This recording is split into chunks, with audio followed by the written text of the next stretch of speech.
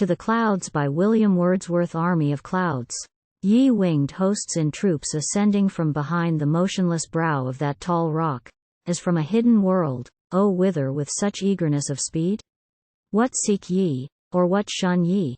Of the gale companions, fear ye to be left behind, or racing o'er your blue ethereal field contend ye with each other?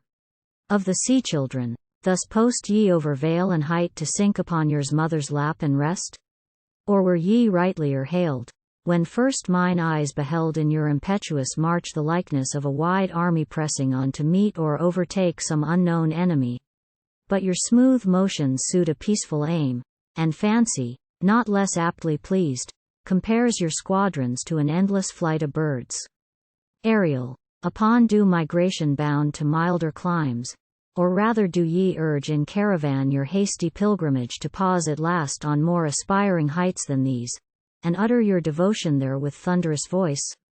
Or are ye jubilant, and would ye, tracking your proud lord the sun, be present at his setting?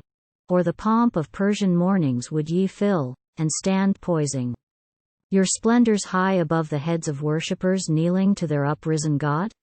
Whence, ye clouds, this eagerness of speed? Speak, silent creatures, they are gone, or fled, buried together in yon gloomy mass that loads the middle heaven, and clear and bright and vacant doth the region which they thronged appear, a calm descent of sky conducting down to the unapproachable abyss, down to that hidden gulf from which they rose to vanish, fleet as days and months and years, fleet as the generations of mankind, power, glory, empire, as the world itself, the lingering world, when time hath ceased to be.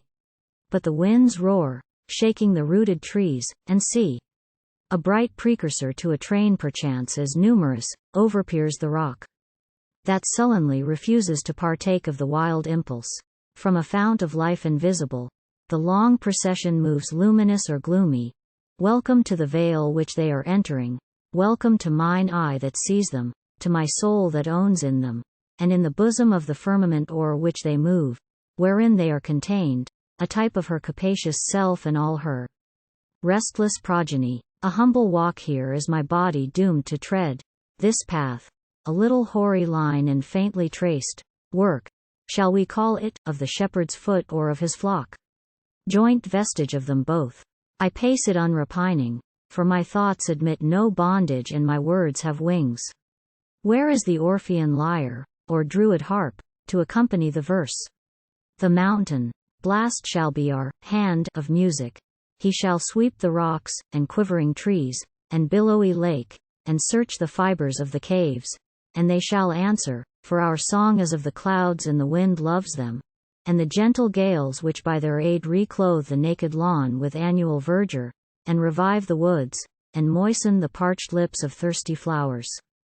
Love them, and every idle breeze of air bends to the favorite burthen. Moon and stars keep their most solemn vigils when the clouds watch also, shifting peaceably their place like bands of ministering spirits, or when they lie, as if some protean art the change had wrought, in listless quiet o'er the ethereal deep scattered, a Cyclades of various shapes and all degrees of beauty. O ye lightnings, ye are their perilous offspring, and the sun source inexhaustible of life and joy, and type of man's far darting reason, therefore in old time worshipped as the god of verse.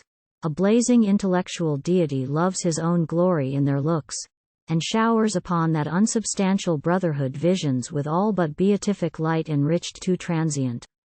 Were they not renewed from age to age, and did not, while we gaze in silent rapture, credulous desire nourish the hope that memory lacks not power to keep the treasure unimpaired?